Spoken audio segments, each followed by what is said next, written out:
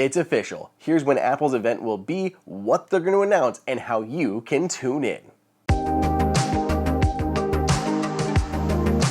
Welcome everybody to Apple Insider. It is Andrew here, and after months of speculation, Apple's September iPhone event has been made official. In this video, I'm going to break down when Apple's event is, how you can watch it, and all of the different things that Apple is planning to announce. So let's go ahead and kick things off. Apple's iPhone event is going to be held on September 12th. It'll be kicking off at 10 a.m. Pacific time or 1 p.m. for us here on the East Coast. This is basically just as rumored. Now we have official confirmation and invites going out from Apple. The event, just like last year, will be pre-recorded, so it's not going to be live directly from Apple. It'll be streamed online, but it'll be a recorded video, and then they'll also be playing it at Apple Park for employees, media, and stuff like that. But basically just pre-recorded. We've seen this before at DubDub, we've seen this at last year's iPhone event. Ever since COVID happened and people stopped going to these big things in person, Apple's just been streaming pre-recorded ones. And honestly, they're still kind of cool because Apple does a really, just a ton of neat effects going on and showing different parts of Apple campus. It's cool. I like them, but that's what you can expect this year. So how can you watch Apple's September event? It's very easy to do. Apple puts it in a bunch of different places. So first, you can go to Apple's website. The day of the event, there'll be a big banner right there on the home screen that you can click into. You can also head to apple.com/events, and that'll be like the landing page. Before the event, it was DubDub, and then now that the event is official, that's where the event will live. So apple.com/events, or you can head to YouTube. So youtube.com/Apple. That's their official page, and they'll live stream it there. Finally, any of your Apple devices. If you open up the TV app on any of your Apple devices, about the day or two beforehand, you're going to start to see a placeholder on like the what to watch screen, their watch now screen, and that'll be it. You can click into that day of and stream it live. Apple TV, iPhone, iPad, Mac, anything with the TV app, you can stream it. Let's get into what Apple will announce at its event. Of course, we have to start off with the iPhones. There will be two sets of iPhones announced, iPhone 15 and iPhone 15 Plus, as well as iPhone 15 Pro and iPhone 15 Pro Max or iPhone 15 Ultra. The naming is still a little bit up in the air. So on the regular iPhones, so here I have my dummy models for the iPhone 15 and iPhone 15 Plus.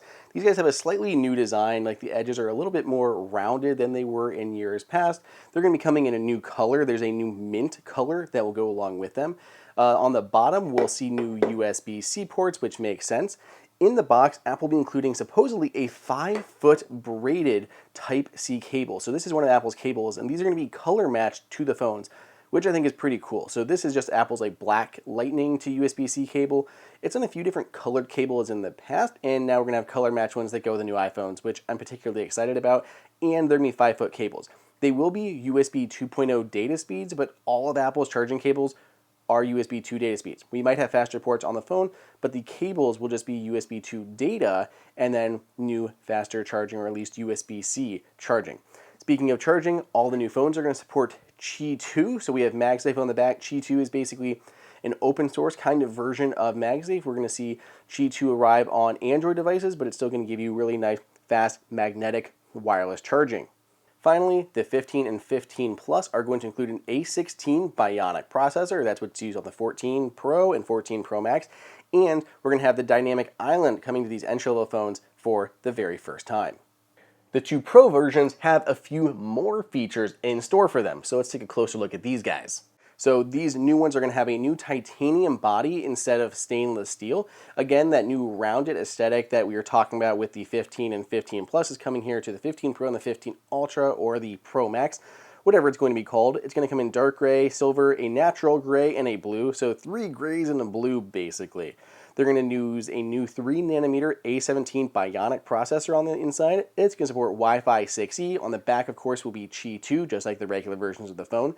The ports on the bottom, so while the regular phones have that Type-C port, the Pros supposedly will have support for Thunderbolt, which is pretty cool. So Thunderbolt ports here on the Pro and the Pro Max, or the Ultra, whatever you want to call it. On the side of these new ones, we have an action button. This is similar to the Apple Watch Ultra, that orange one there. So you can program it to do whatever you'd like. It's going to have support for developer APIs, so you can tie it into things. But instead of just a mute toggle that people don't use, people kind of use their phones on silent now, You can control your mute, your volume toggle from Control Center, and then there'll be a new action button replacing it on the side that you can use to tie to whatever you want. Could be flashlight, could be changing camera mode, doing stuff in different apps, all that kind of stuff. Of course, we'll have braided cables in the box with these.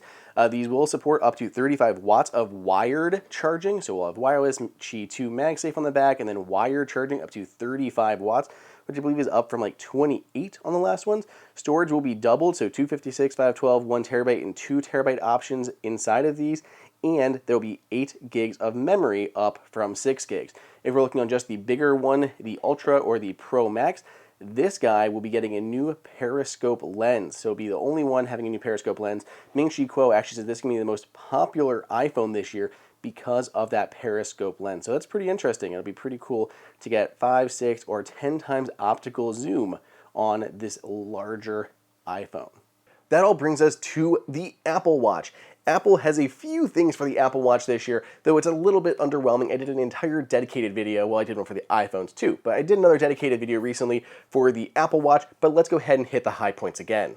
Apple is going to be moving to a new S9 SiP, or System in Package. This is going to be a big upgrade because it's actually going to include a speed boost for the CPU. Apple has not increased the CPU speed in the last 3 versions of the Apple Watch. So both Apple Watch Series 9 and Apple Watch Ultra 2 will see a new S9 SiP with a faster CPU. We'll have a bunch of other benefits from this.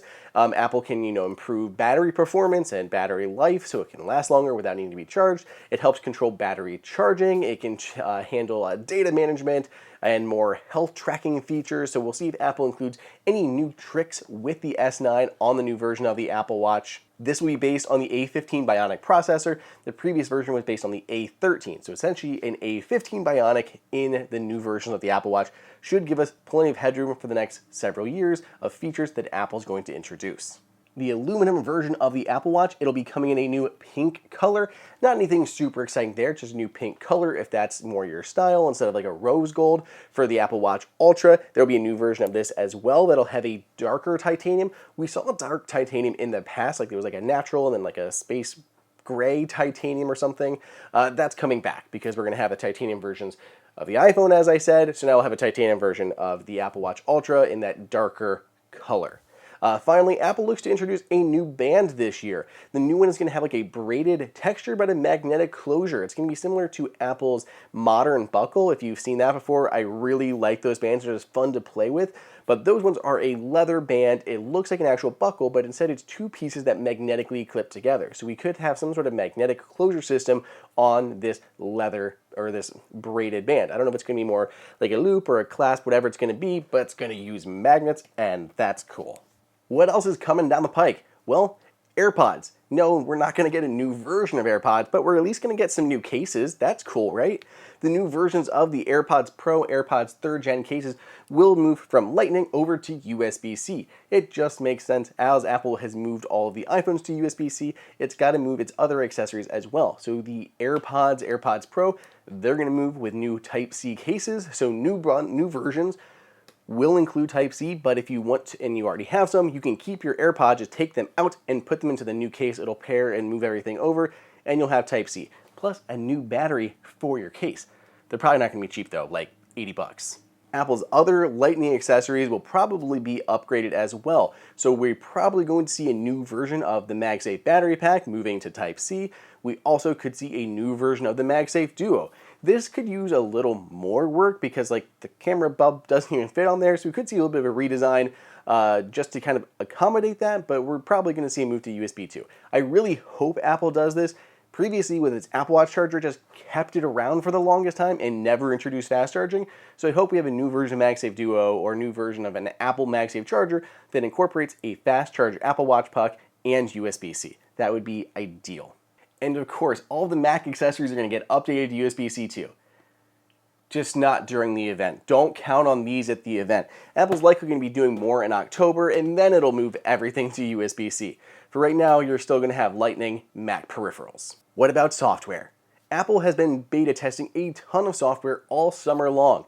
We have basically updates for all of its platforms, and we're going to see releases coming up very quickly. So on September 12th, the actual day of the event, Apple will release RCs, or release candidate versions of these updates. It'll include everything that Apple kind of announced at the event, the new features and the new phones. All of that will be included in the RC for us to kind of find and dig into before the devices are released. So we'll have RC versions of iOS 17, we're going to have RC versions of Apple Watch or watchOS 10, tvOS 17, HomePod Update 17, all that stuff's going to come out, iPadOS 17. Then macOS is going to be delayed a little bit, probably going in October. That one's always a little bit later than iOS, watchOS, Mac, or iPadOS, all of those updates. But everything else we should get the RCs of, we can get into those. And then the full release, the public release, will come the following week, either Monday, Tuesday, or Wednesday, ahead of the new iPhone launches. Speaking of the RCs and the updates being released, what about availability for all of Apple's new products they're going to announce? Many of them might be available right away, like the peripherals, like we might be able to get like the MagSafe charger, the AirPods cases, those could be coming out basically right away up for pre-order or order just post-event. But the big thing like the iPhones will go up for pre-order on that Friday, that's the 15th, and then they'll be available the following Friday on the 22nd. Apple Watch, it's a little bit of a different kind of situation there. Apple used to do these at the same time. They'd go for pre-order on like the 15th and be available the 22nd. But if Apple doesn't include much of an update, like literally just S9 bump in a couple colors, Apple could just pull the trigger on these things right away. We could go up for pre-order like right after the event and be available like mid next week or something. That's a possibility. Apple, it's just a little bit harder to predict because the demand is probably not as high as it is for the iPhone, especially if the upgrade isn't that big. And again, as I said, software, it's going to be coming out the 18th, 19th, or 20th. That's Monday, Tuesday, Wednesday, before the new iPhones hit your hands. So that is it. Thank you for sticking with me. It was a lot of information in this video. That's when the event is going to be, how you can watch the event, and every rumor that Apple is planning to announce at this event. Personally, I'm still hoping there's some surprises in store, but we will find out on September 12th. Let me know what you guys think. What are you most excited for? If you have any questions, let me know down below and I will respond back to you, including in video form. Can get some of these answers or these questions answered before Apple's event kicks off. Let me know. Otherwise, stay tuned. You can find me on Twitter at Andrew_OSU, on Threads at Andrew O'Hara 941. I'll catch you guys in the next video.